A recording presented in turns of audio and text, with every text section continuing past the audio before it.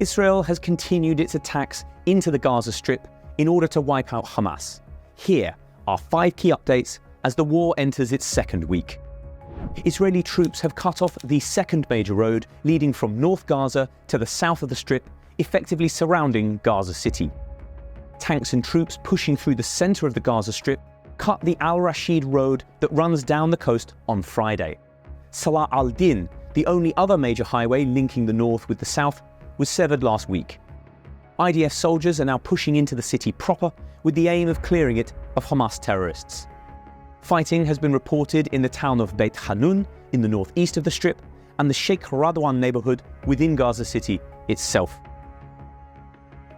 Israel says 31 of its soldiers have been killed so far as Hamas uses its tunnel network and drones to ambush armoured convoys.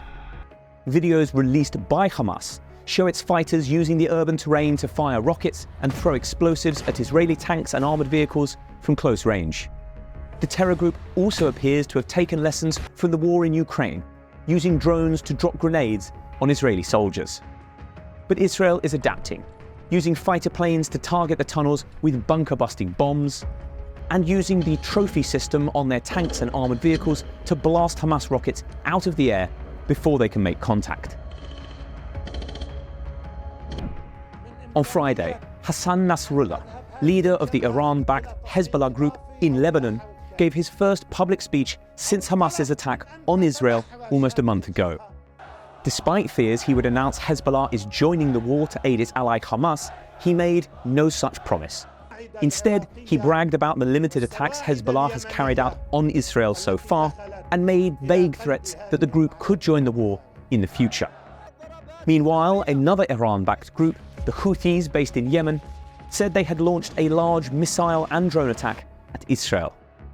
While none of the rockets hit their targets, the group said it would continue its attacks as long as Israel was waging war on Hamas.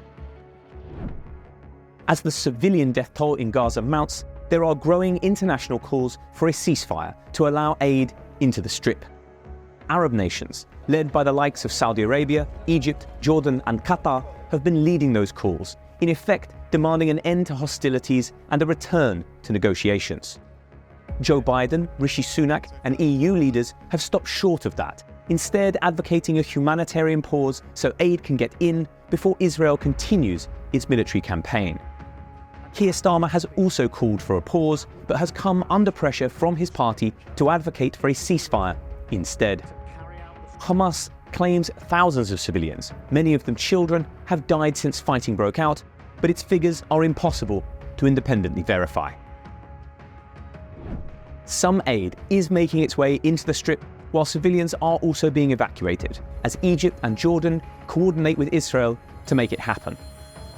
The Rafah border crossing from South Gaza into Egypt has been opened for evacuations, with hundreds of civilians allowed to leave each day, most of them dual nationals. The parents of Humza Yousaf, Scotland's First Minister, were evacuated at the weekend. Meanwhile, aid trucks are being allowed to head in the opposite direction, and Jordanian planes airdropped more supplies into Gaza at the weekend. Israel also said it opened crossings in its blockade of Gaza City to allow civilians to evacuate from the north of the Strip to the south, where it is safer. However, the IDF accused Hamas of attacking the crossings to stop the civilians fleeing so that it could use them as human shields instead.